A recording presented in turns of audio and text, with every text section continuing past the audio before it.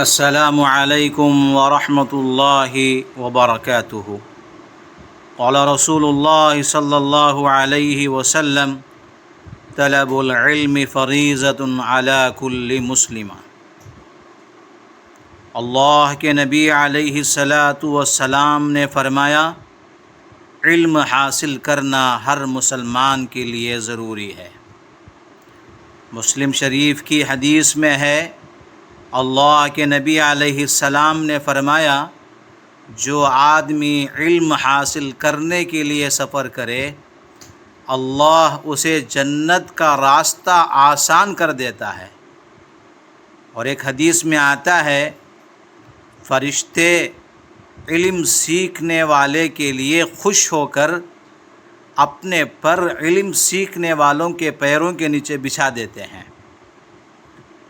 اور ایک حدیث میں آتا ہے، اللہ کے نبی علیہ السلام نے فرمایا، تو جا کر علم کا کوئی باب سیکھ تو یہ 100 رکعت نماز پڑھنے سے بہتر ہے۔ اور ایک حدیث میں آتا ہے، آدمی کے لیے علم کا کوئی باب سیکھنا اس کے حق میں دنیا و ما فیہا سے بہتر ہے۔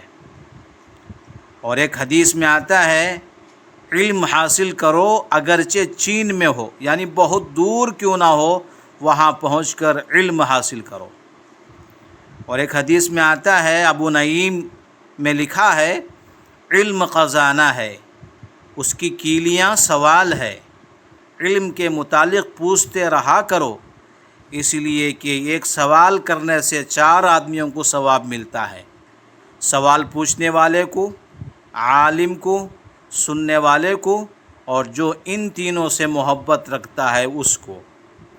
جاہل کے لیے مناسب نہیں ہے وہ اپنے جہل کے باوجود خاموش رہے، اور نہ عالم کے لیے مناسب ہے وہ علم کے باوجود خاموش بیٹھا رہے۔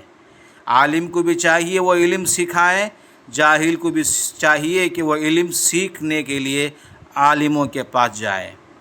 اور ایک حدیث میں آتا ہے، ایک عالم کی مجلس میں حاضری 1000 رکعت نماز پڑھنے سے، 1000 مریضوں کی عیادت کرنے سے، اور 1000 جنازوں میں شرکت کرنے سے بہتر ہے۔ صحابہ نے پوچھا، یا رسول اللہ صلی اللہ علیہ وسلم، کیا قرآن پاک کی تلاوت سے بھی افضل ہے؟ آپ صلی اللہ علیہ وسلم نے فرمایا، کیا قرآن بغیر علم کے مفید ہے؟ اسی طریقے سے اور ایک حدیث میں ہے کہ جس آدمی کو اس حالت میں موت آ جائے، وہ اسلام کو زندہ رکھنے کے لیے علم حاصل کر رہا ہو، تو جنت میں اس کے اور انبیاء کے درمیان صرف 1 درجے کا فرق ہوگا۔ اللہ اکبر! کتنا بڑا مقام ہے علم سیکھنے والوں کا۔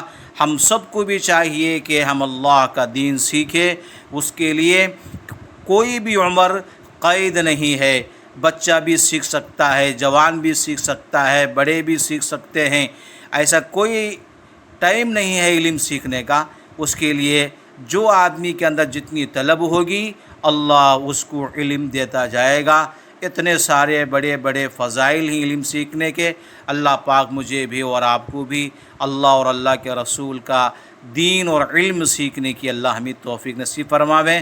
آمین۔ وآخر دعوانا ان الحمد للہ رب العالمین۔